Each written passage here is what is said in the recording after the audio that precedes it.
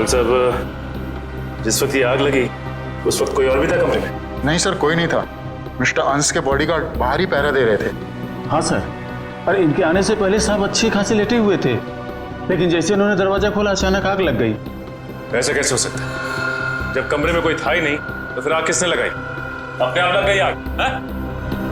ये short circuit का चक्कर भी नहीं लगता, लेकिन ये आग जैसी भी लगी हो हम इसका पता कर कर ही रहेंगे। अंश, अंश,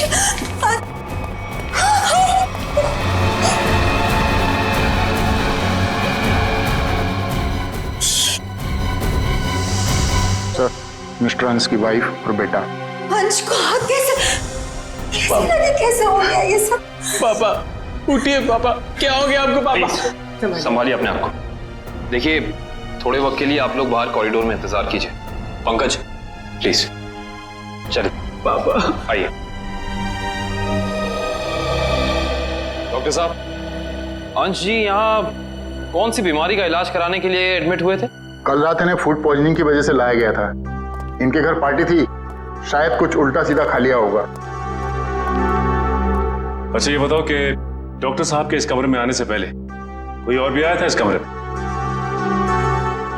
हाँ सर, 2 लोग आए हुए थे। एक कमरे की साफ सफाई करने वाला और दूसरा बिस्तर की चादर बदलने वाली। ये अंश कुमार, इस अंश कुमार की कुंडली निकालनी होगी। जहां तक मुझे याद आता है कि बहुत सारे काले कारनामों में शामिल था।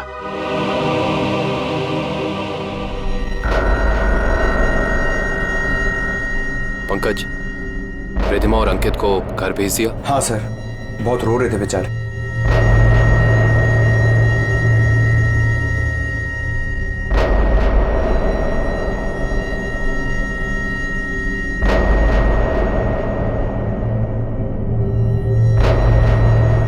वैसे सालुंके साहब, आपको क्या लगता है आग किस वजह से लगी? मेरी बात छोड़ो सचिन, तुम बताओ, तुम लोगों को क्या लगता है भाई? सालुंके साहब, अगर हमें पता होता तो हम आपको क्यों बुलाते? देखा तारिका, इन लोगों ने तो हाथ खड़े कर दिए। अरे प्रद्युमन तो कहता था तुम लोग सुपर कॉप हो यार। सर, हम तो सिर्फ तहकीकात कर सकते हैं, अंदाजा लगा सकते हैं, लेकिन इस साइंस के मास्टर तो आप ही हैं ना। तो ठीक है, अंदाजा क्या लगाते हो वो अंदाजा ही बता दो यार।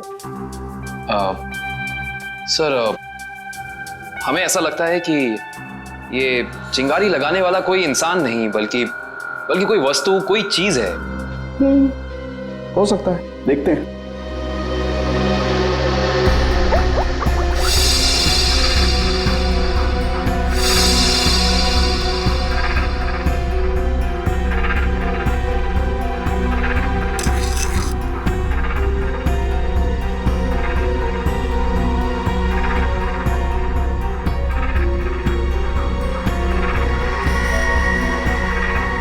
ये बात है। क्या बात है सर? अंश की इस चमड़ी के टुकड़े पर मुझे 2 किस्म के केमिकल मिले। एक का नाम कोजू और दूसरे का चिलिंगफी। कोजू और चिलिंगफी? ये केमिकल के नाम या कोई चाइनीज रेस्टोरेंट के? पंकज, मजाक नहीं।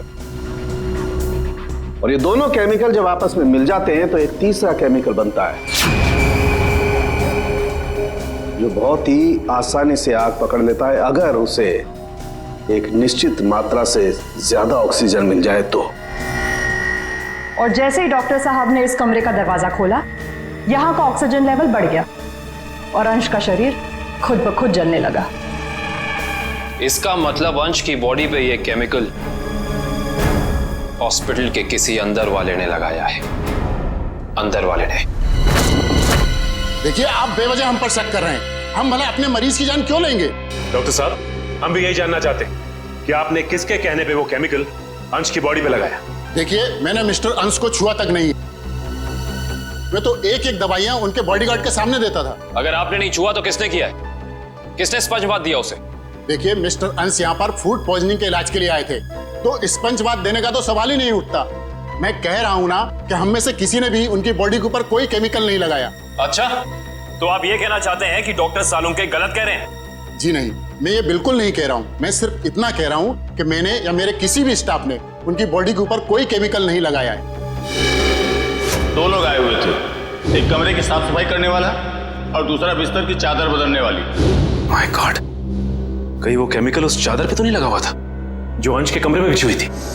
डॉक्टर साहब, ये सारी बेडशीट कहाँ रखी जाती? देखिए सर, यहाँ पर सारे रूम नंबर्स लिखे हुए हैं और उस कमरे के रूम के अनुसार वहाँ की बेडशीट और बाकी का सामान रखा हुआ है। सर, ये अंश के रूम का लॉकर है।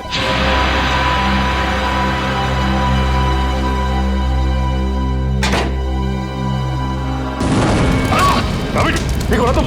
बाहर जाओ, फिर भी पकड़े। फायर एक्सटिंग्विशर, जल्दी।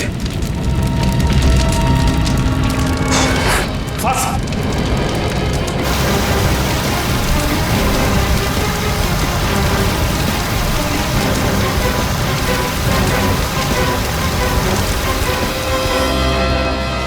हमें लगता है थोड़ा केमिकल रह गया था इसमें। सही कह रहे हो सचिन, अब तो इस लॉकर को बाहर निकालना ही पड़ेगा।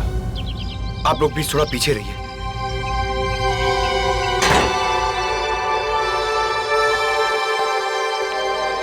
सर, प्लीज संभाल के।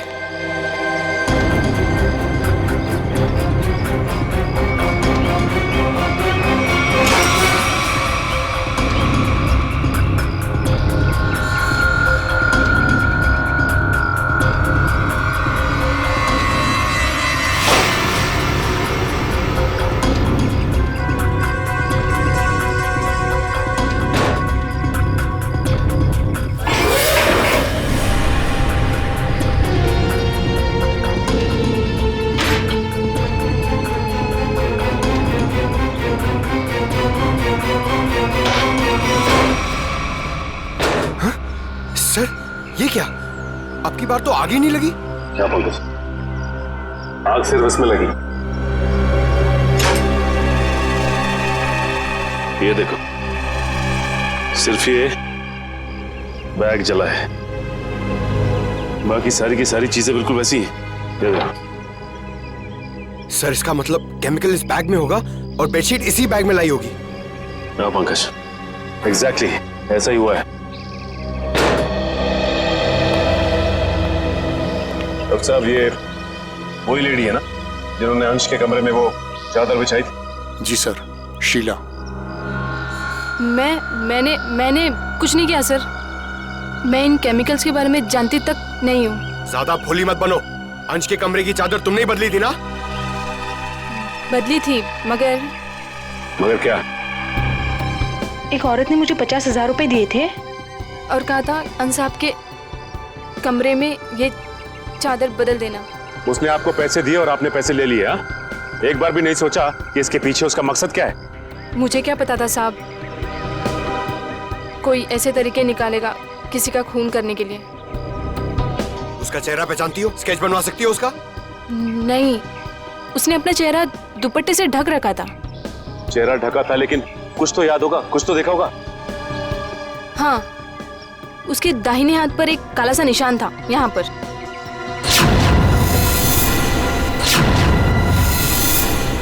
ठीक है, आप लोग जा सकते हैं। जी सर। अंश को फूड पॉइजनिंग हुई उसके घर पे, जिसके बाद वो हॉस्पिटल में एडमिट हुआ। और कमाल की बात है कि हॉस्पिटल में आने के बाद वो जल के मर गया। कुछ तो गड़बड़ है।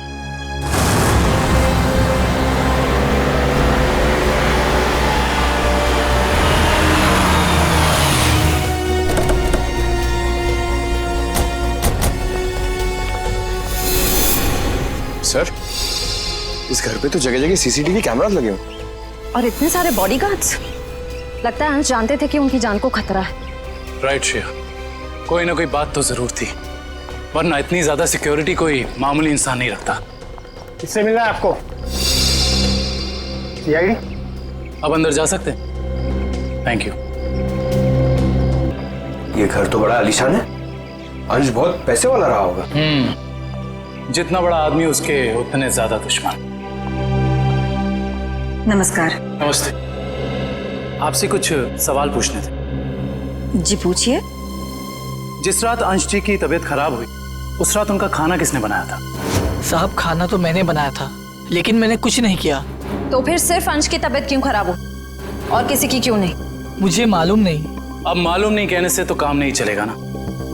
कोई तो था जो चाहता था कि अंश हॉस्पिटल पहुंचे ताकि वहां वो खूनी बड़ी आसानी से उस जुर्म को अंजाम दे सके। एनीवेज, हमें उस पार्टी की गेस्ट लिस्ट चाहिए थी। जी गोपी पिछले 5 साल से उनका खाना बना रहा है, ये ऐसा कुछ नहीं कर सकता। तो और कौन कर सकता है? क्या आपको किसी पर शक है? शायद गगन। गगन? अच्छा, ये गगन कौन है? पापा का बिजनेस मैनेजर था। अभी कुछ दिन पहले उसे नौकरी से निकाल दिया था। पार्टी में गगन भी आया था? हाँ, मगर बिन बुलाए। हाँ साहब, गगन हो सकता है। उस दिन पार्टी में मैंने उसको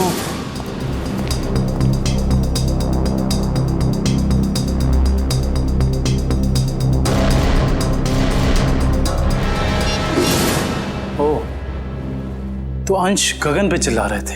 हाँ साहब, पर म्यूजिक की आवाज बहुत तेज थी। मैं समझ नहीं पाया कि साहब गगन को क्यों डांट रहे थे। मगर अंश ने गगन को नौकरी से क्यों निकाला था? पता नहीं, मगर जरूर कोई बड़ी बात रही होगी जो उन्होंने अपने 10 साल पुराने एम्प्लॉय को एक ही झटके में काम से बाहर निकाल दिया। गगन को नौकरी से क्यों निकाल दिया था, इसका जवाब ढूंढना होगा। क्या अंशी की मौत हो गई है? जी हाँ, और हमें शक है कि उनकी मौत में आपके पति गगन का हाथ है। ये क्या कह रहे हैं आप? गगन अपनी जान दे सकते हैं, पर वो किसी की जान लेने की कभी सोच भी नहीं सकते। सोचा नहीं, बल्कि कर दिया। बहुत ही लंबी चौड़ी प्लानिंग के साथ गगन ने अंश को हॉस्पिटल में ही जला दिया। आपको कुछ गलतफहमी हुई है, गगन ऐसे नहीं है। वो ऐसा नहीं है तो कैसा है, वो तो उनसे मिलने के बाद ही पता चलेगा। वो कब तक वापस लौटेंगे? मुझे नहीं पता। मैंने पुलिस स्टेशन में उनके गुमशुदा होने की रिपोर्ट भी लिखवाई है। कल से वो गायब है। बुरा मत मानिएगा मैडम, लेकिन मुजरिम अक्सर खून करके ऐसे ही फरार हो जाते हैं। बार बार उनको मुजरिम कह करके उनका अपमान मत करिए। अगर उनको जुर्म करना ही होता तो वो अंश जी की बात मान करके अंकित को मार ना देते। एक मिनट, क्या कहा आपने? अंश जी ने गगन को अपने बेटे अंकित का खून करने का काम सौंपा था, पर गगन ने साफ इनकार कर दिया और इसी वजह से उन्होंने गगन को नौकरी से निकाल दिया। ओह, तो इस वजह से गगन को नौकरी से निकाल दिया गया। और कोई बाप अपने बेटे को मरवाना क्यों चाहेगा? सर नहीं सर, ऐसा नहीं हो सकता। आप प्लीज कह दीजिए झूठ है। मेरे पापा मुझे मारने की प्लानिंग कभी कर ही नहीं सकते। हम जानते हैं ये बात आप लोगों के लिए काफी धक्का पहुंचाने वाली है। गगन की पत्नी झूठ बोल रही है। अपने पति को बचाने के लिए कुछ भी मनगढ़ंत कहानी बना रही है वो। अंश जैसा पिता अपने इकलौते बेटे को मारने की कैसे सोच सकता है?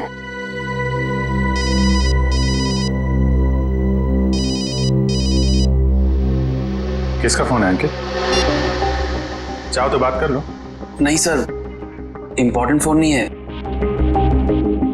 एक्चुअली मेरा एक फ्रेंड मुझे मिलने के लिए परेशान कर रहा है और फिलहाल मैं किसी से मिलना नहीं चाहता।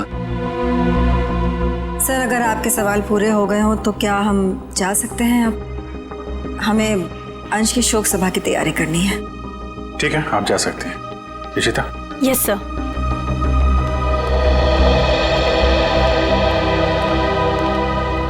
सर, जब अंकित का फोन बज रहा था तब उसका रवैया कुछ अजीब सा नहीं हो गया? लग तो रहा था कुछ छुपा रहा है। नजर रखो इस पे।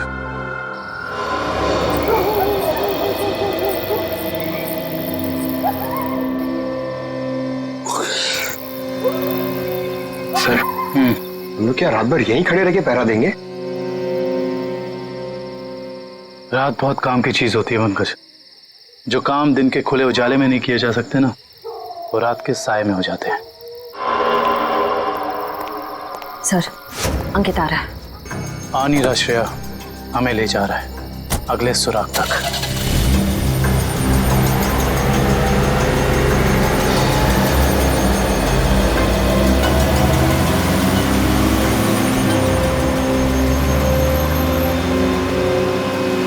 Let's go.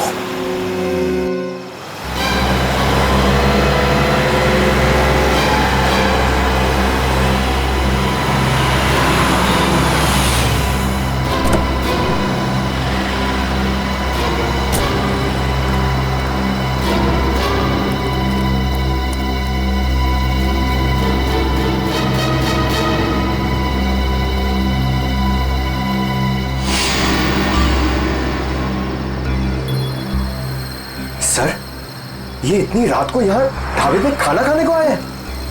नहीं पंकज, खाना खाने नहीं आया ये यहाँ ऐसे इंसान का इंतजार कर रहा है जिसे दिन के उजाले में नहीं मिल सकता।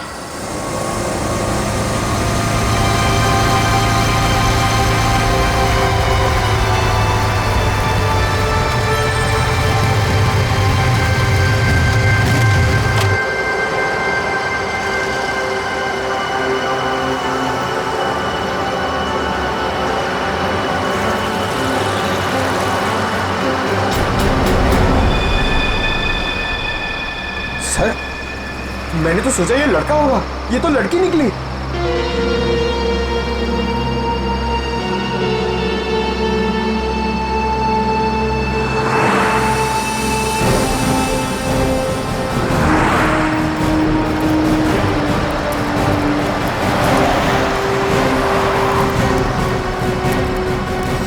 अरे आप लोग और यहाँ? हाँ हम लोग, हम बहुत मेहनत करें आपके पापा के खूनी को ढूंढने की। वैसे ये कौन है? ये स्वाति, मेरी बेस्ट फ्रेंड है। हाँ, वो तो हमने देख ही लिया है। देखिए आप लोग प्लीज मेरी मम्मा से मत कहिएगा कि मैं इससे यहाँ मिला हूँ। क्यों? वो आंटी मुझे इतना पसंद नहीं करती। क्यों पसंद नहीं करती? मालूम नहीं, पर नहीं करती, और उनके गुस्से से मुझे बहुत डर लगता है। ठीक है, नहीं बताएंगे। सब बचपन से ही मुझे प्रिंसिपल ऑफिस के बाहर खड़े होने में बड़ा डर लगता था। कभी सोचा नहीं था कि सीआईडी का काम मुझे एक बार फिर यहीं ले आएगा। काफी शरारती बच्चे थे तुम, इसलिए प्रिंसिपल के कैबिन के बाहर खड़े कर दिए जाते थे। हाँ? बस यूं ही कभी कभी टीचर पनिश कर देते थे।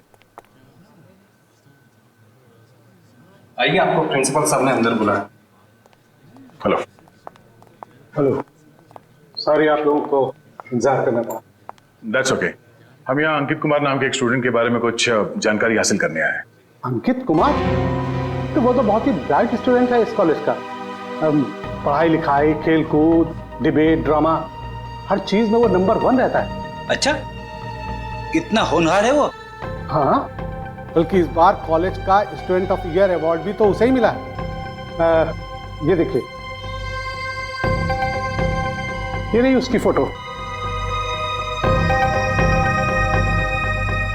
इसमें अंकित कुमार कहाँ है? यही तो है। ये नहीं, आपको कोई गलतफहमी हो रही है।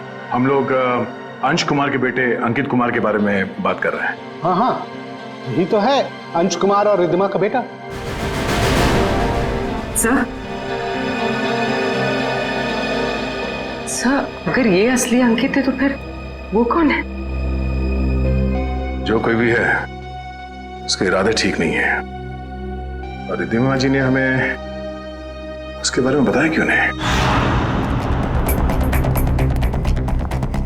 रिद्धिमा जी कहाँ हैं? मैडम अपने कमरे में हैं। आइए।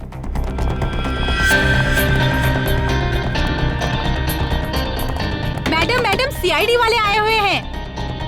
मैडम। रिद्धिमा जी।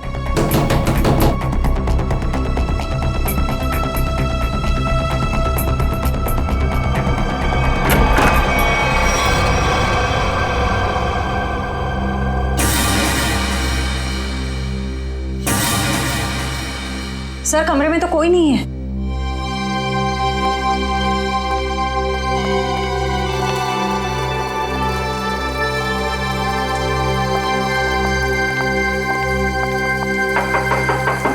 रिद्धिमा जी।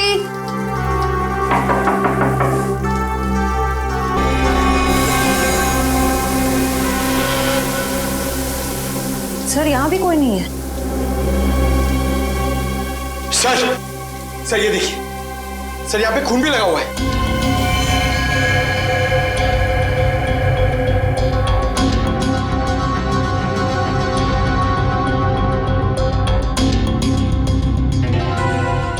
शायद रिद्धिमा जी का किडनैप हो गया है।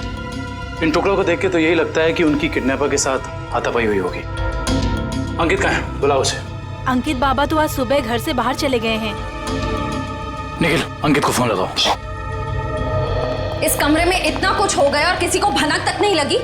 फायदा क्या घर में इतनी सिक्योरिटी का? अच्छा ये बताओ कि खिड़की के पीछे की तरफ भी कैमरा लगा है ना? जी सर। मुझे उसकी फुटेज देखनी है।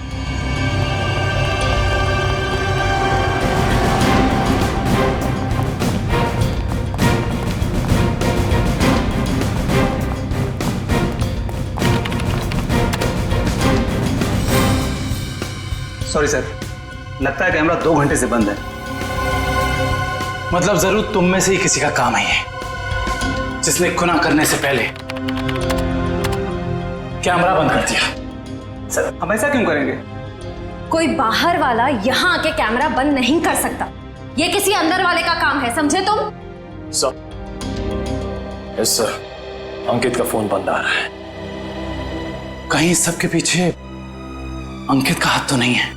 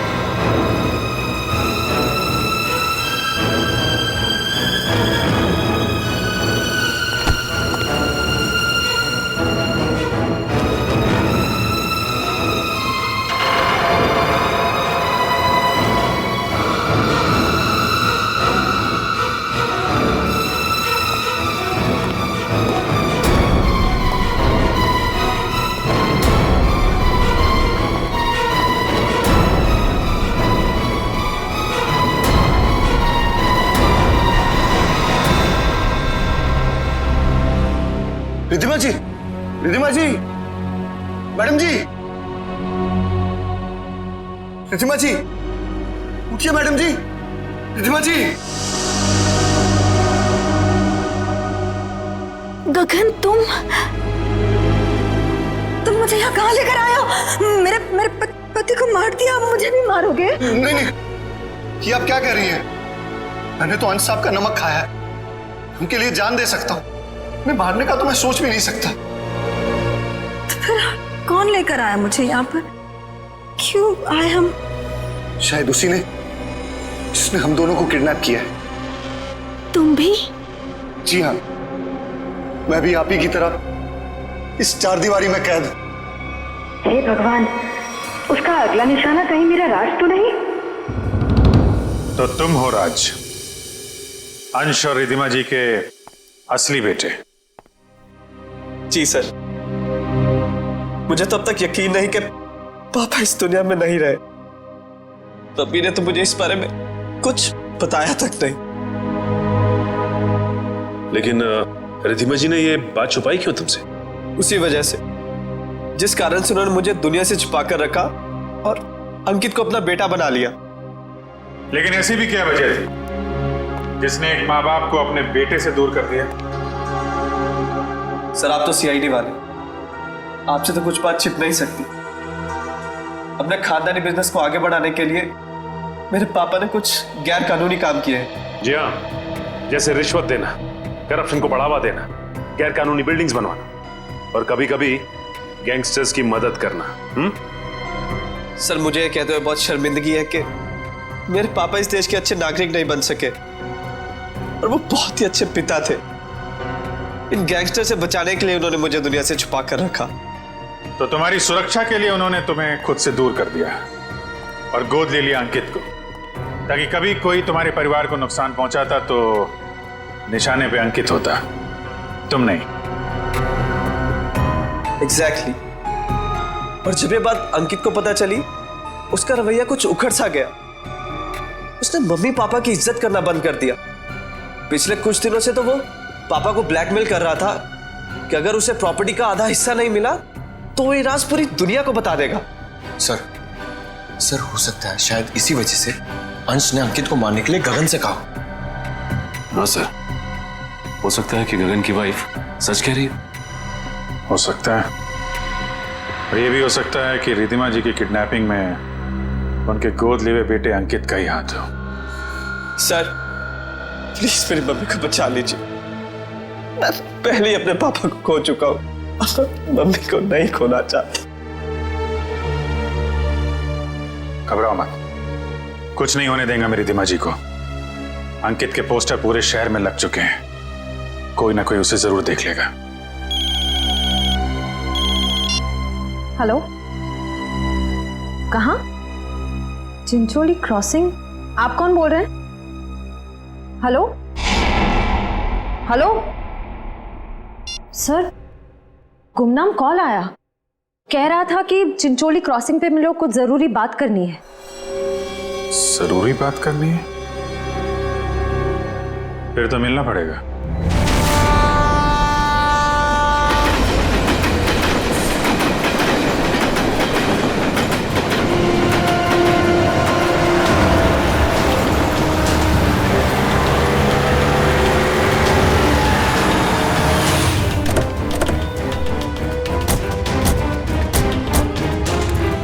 लगाया है, उससे मैंने कहीं देखा है सर।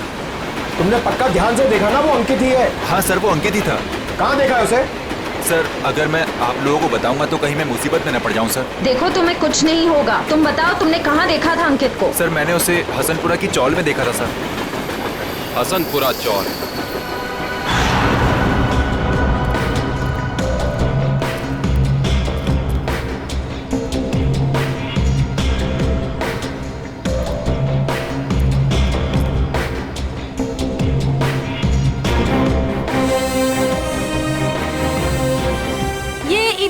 इधर। हाँ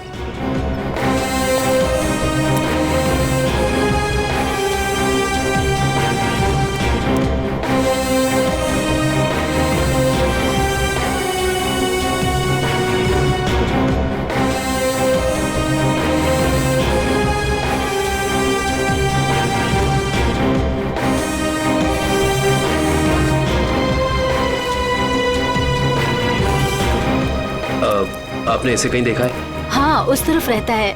थैंक यू। सर, पता चल गया, अंकित उस घर में आता जाता था। Sir sir sir sir sir, बहुत मुश्किल हुई सर, लेकिन मैंने पता कर लिया है, अंकित इसी घर में आता जाता था, ये घर में। पंकज, हम सबको पता है। अब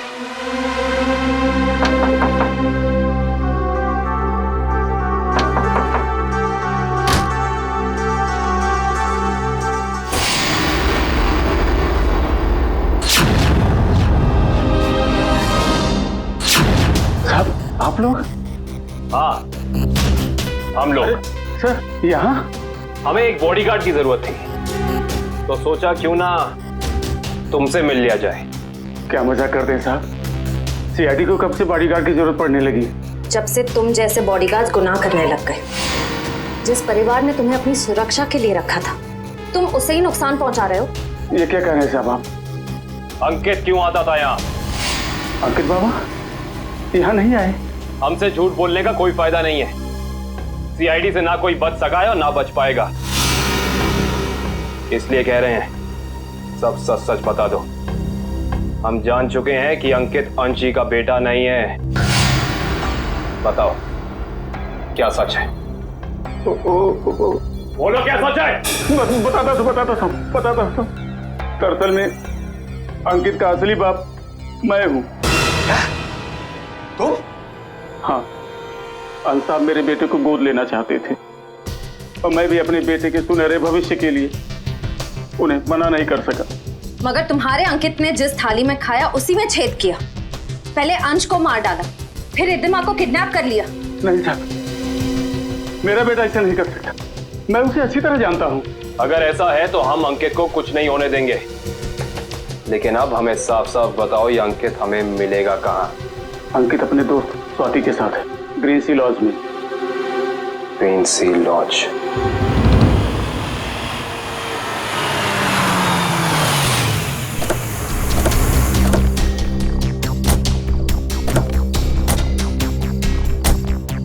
सर, ये अंकित की गाड़ी है। अंदर चल के चेक करते हैं।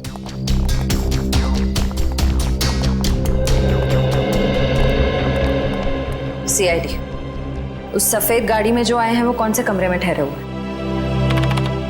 Room number 113। Thank you. आओ।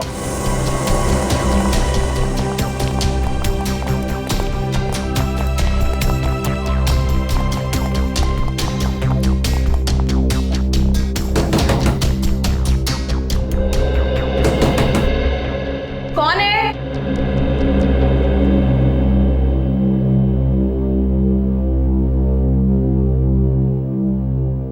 मैडम, हम रूम सर्विस से हैं। जरा खोलिए ना, चॉकलेट केक लाए हैं आपके लिए। मगर हमने तो केक नहीं मंगवाया। मैडम, वो क्या है ना, हमारे होटल का 5वीं सालगिरह है, इसीलिए हम सबको चॉकलेट केक खिला रहे हैं। आप भी खाइए ना, प्लीज। सीआईडी,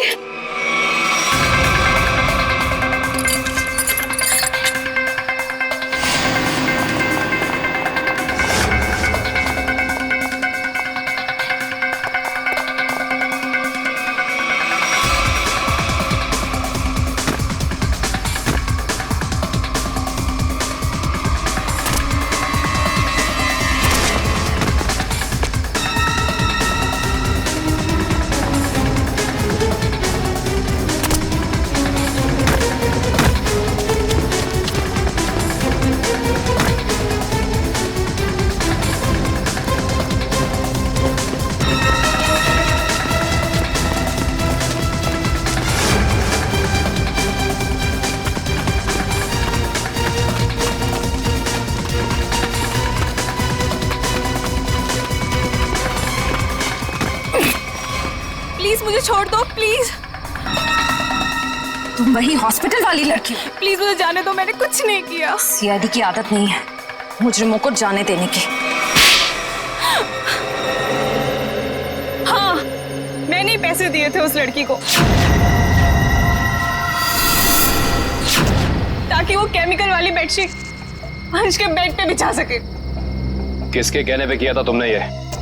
अंकित के। कहाँ मिलेगा ये अंकित? पता नहीं। अच्छा, तो ये तो पता होगा ना कि रिधिमा को कहाँ छिपा के रखा है? नहीं पता। ये पता नहीं, वो पता नहीं, तुम्हें पता क्या है स्वाति? गगन कहाँ है ये पता है मुझे। I see.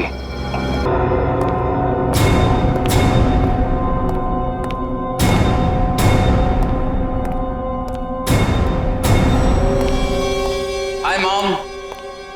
Hi Gagan uncle. I hope सब ठीक तो है ना? आई मीन, मेरी खातिरदारी में कोई प्रॉब्लम तो नहीं है ना? अंकित, जरूर मेरी परवरिश में कुछ कमी रह गई होगी जो आज मुझे ये दिन देखने को मिल रहा है। हाँ, आपके परवरिश में कमी रह गई। बचपन से लेकर जवानी तक आप मुझे बेटा बेटा कहती रही, और आज एकदम से मुझे पता चलता है कि आप मेरी माँ नहीं है। माँ हो तो आप जैसी। लेकिन मैंने तुम्हें कभी अपने बेटे से कम प्यार नहीं किया अंकित। झूठ है, ये ड्रामा है। आप अपने बेटे को बचाना चाहती थी। माना कि ये सब राज को बचाने के लिए किया गया अंकित, लेकिन अंश, मैंने तुम्हें कभी भी उससे कम नहीं माना, उससे कम प्यार नहीं किया। मैं भी तो आपसे बहुत प्यार करता हूँ मम्मी, इसीलिए तो आपको पापा तक पहुंचाने के लिए यहाँ आया हूँ। और एक टिकट के साथ दूसरी बोनस टिकट फ्री। रिधिमा जी, उठा लीजिए, उसके सर पे खून सवार है।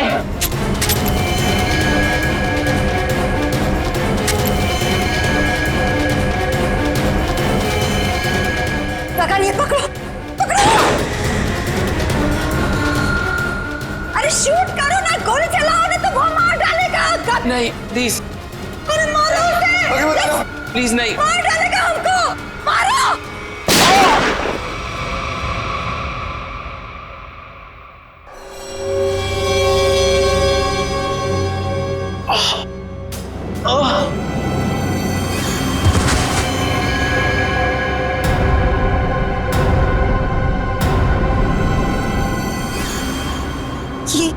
ये क्या उसे मार डाला। तुम उसके पैर पे फायर कर सकते थे ना, उसे मार डाला तुमने। गगन, व्हाट डिड यू डू? मेरे से घबराहट में गोली चल गई, वैसे मारना नहीं चाहता था।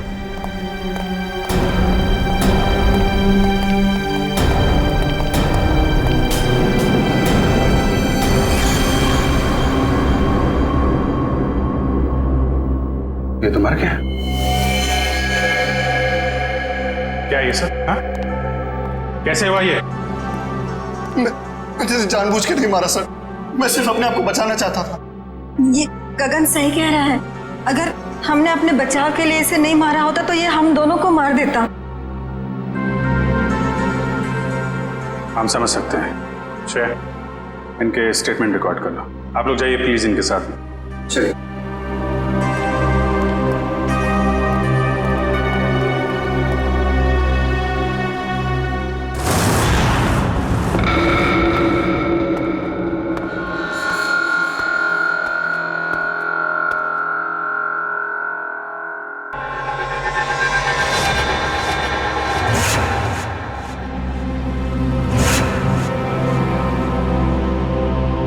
मम्मी, मम्मी, मम्मी,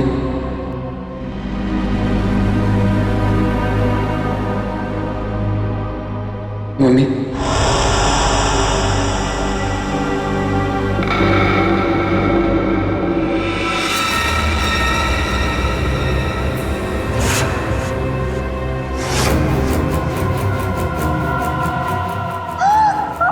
आपने मेरे साथ ऐसा क्यों किया? हमने मेरे साथ ऐसा क्यों किया मम्मी? क्यों मुझे धोखा दिया? क्यों मुझे धोखा क्यों मुझे मार दिया? क्यों मुझे मार दिया? बोलिए मम्मी, जवाब दीजिए। बोलिए मम्मी, जवाब दीजिए। क्यों किया आपने ऐसा मेरे साथ? क्यों किया आपने ऐसा मेरे साथ? क्यों हमने बेटे को मार दी? क्यों हमने बेटे को मार दिया? जवाब दीजिए मम्मी, जवाब दीजिए मम्मी। बोलिए आपने ऐसा क्यों किया? बोलिए आपने ऐसा क्यों किया? क्यों मुझे मारा? क्यों मुझे मारा? क्यों मुझे मारा? क्यों क्यों?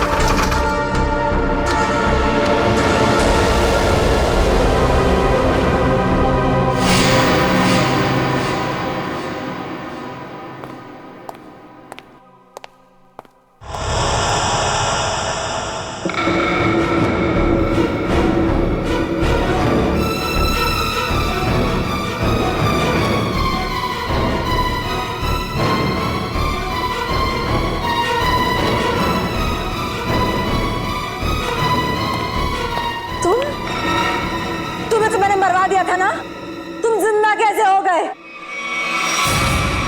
मरे हुए लोग कभी जिंदा नहीं होते रिधिमा जी। ये सब तो सीआईडी का प्लान होता है, गुनहगार से उसका जुर्म कबूल कराने का। अंकित तो कोई मरा ही नहीं था। इतना बड़ा धोखा मेरे साथ।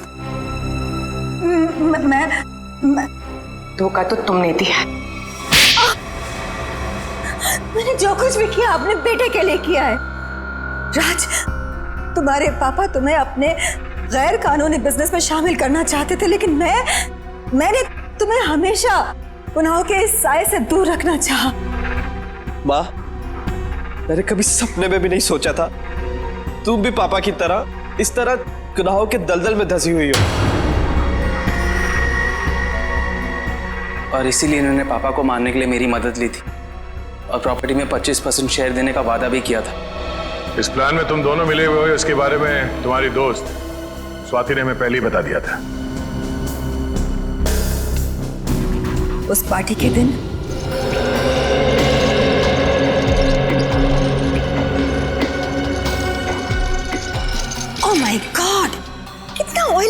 लेकर जा रहे हो साहब के लिए?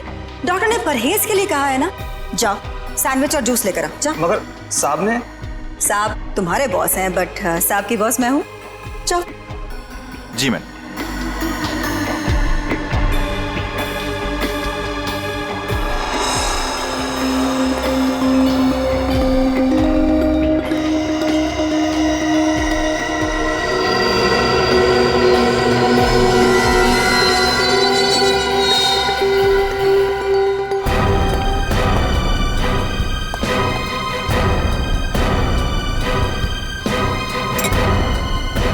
गुड, तुम जाओ, मैं साहब को खाना खिला दूंगी।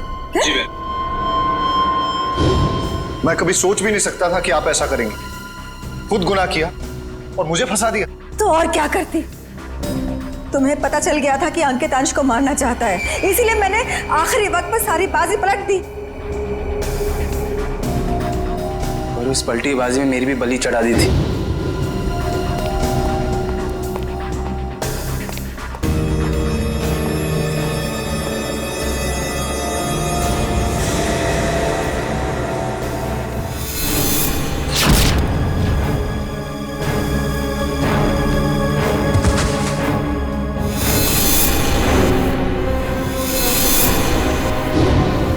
मुझे पता चला कि गगन को तो पूरी सच्चाई पता ही नहीं है। उसे तो यही नहीं पता कि अंश की मौत में मेरा हाथ है, इसलिए मैंने सारा इल्जाम अंकित पर डाल दिया। राज, मैंने ये सब तुम्हारे लिए किया बेटा। गुनाहों पे ममता की चादर ओढ़ देने से तुम्हारे पाप धुल नहीं जाएंगे मैडम। आप दोनों का फैसला अदालत करेगी, या तो फांसी होगी या फिर जिंदगी भर जेल।